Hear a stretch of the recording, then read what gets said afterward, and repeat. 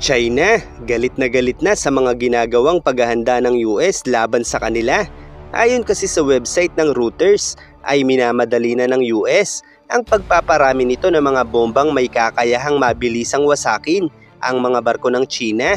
At ang mas nakakagulat pa rito, ang nasabing panibagong anti-ship weapon na ito ay napakadali lamang gawin at sinasabing di hamak na mas mura ito ng mahigit sa 3 beses kumpara sa mga anti-ship missiles ng mga Chino.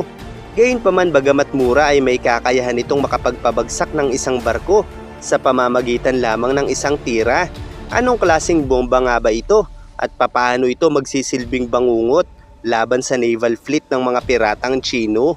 Ito ang tinatawag na quick sink weapon, kung saan ang isang unguided bomb na nilalagyan ng Joint Direct Attack Munition o JDAM, isang guided kit na nagbibigay ng kakayahan sa bomba na eksaktong tumama sa mga target nito. At sa sobrang lakas nga ng quick sink weapon na ito ay nagawa nitong mahati ang mahigit sa 100 metrong barko gamit lamang ang isang tira nito. At dahil naman hindi ito gaya ng mga anti-ship missiles na gumagamit ng propulsion o emission, ay hindi ito karaniwang nadedetect ng mga radar, kaya't mas magiging epektibo ang isang pag-atake gamit ito.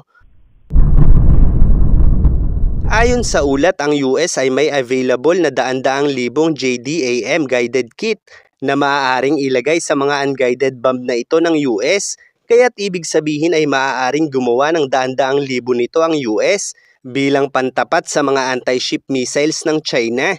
Pero ano nga ba ang pagkakaiba ng mga ito?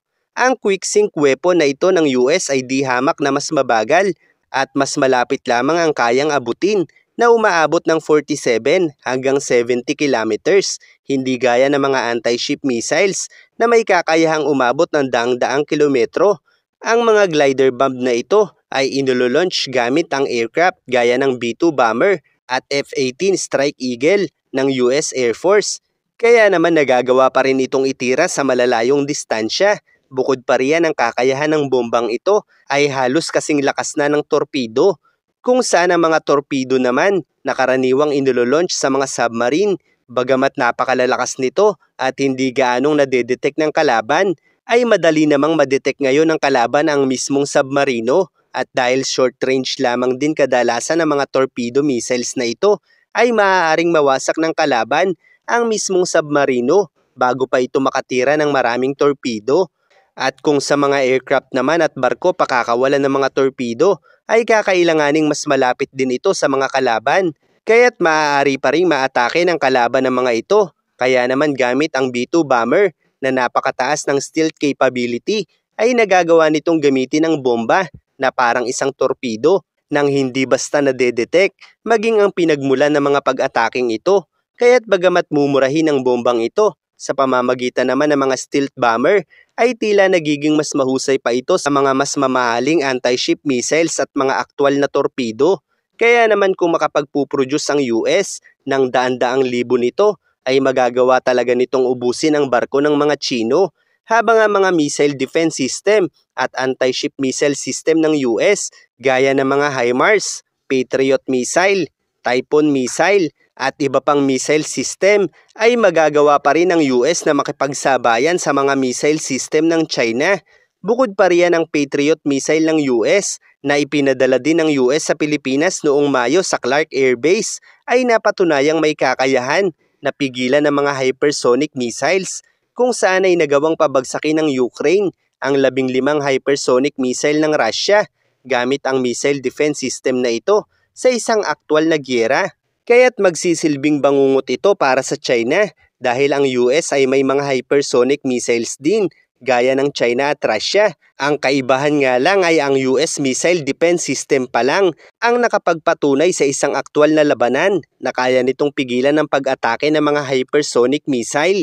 Bukod pa riyan, ang US ang may pinakamaraming puwersang panghimpapawid sa buong mundo at ang mga ito ang pinaka-epektibong estratehiya sa pag-atake sa mga barko. Kaya't baliwala kahit gaano pa karami ang warships ng China dahil kayang-kaya itong paulanan ng iba't ibang klaseng bomba ng Amerika. Bukod pa rito, ang mga dating base militar ng Japan sa Pasipiko noong World War II ay ginagamit ng muli ng Amerika upang punan ng mga sandata habang patuloy na nagbebenta ng mga sandata sa Taiwan at maraming bansa sa Asya. Kaya't kung susukatin natin ang kalamangan ng US laban sa China, ay bulag na lang ang hindi makakakita na walang kalaban-laban ng China kung susubukan nilang makidigma sa Amerika. Kaya naman talagang nakapanghihinayang na sa kabila ng pagnanais ng US na tulungan ang Pilipinas para patahimikin ang China, ay patuloy lamang tumatanggi ang Pilipinas na tila ay nagmamalaki pa sa kabila ng sunod-sunod na kahihiyang naidulot ng kanilang estratehiya. Gaya na lamang sa ipinadala umano nilang bagong barko sa Skoda na magpasa hanggang ngayon umano ay hindi pa makabalik sa mga bahura, at ang kapalpakang ito ng tanggulan ng bansa ay tiyak hindi makakalimutan ng mga Pilipino, gaya ng ilang dekadang paninisi ng taong bayan sa mga Aquino, dahil talaga namang kahiya-hiya na ang Pilipinas sa buong mundo dahil sa kaduwagang ipinapakita ng mga ito. Sa katunayan, ang bago nilang plano ay i-monitor na lang ang mga aktibidad ng China sa ating teritoryo dahil sa takot na muli silang banggain ng barko ng mga Chino.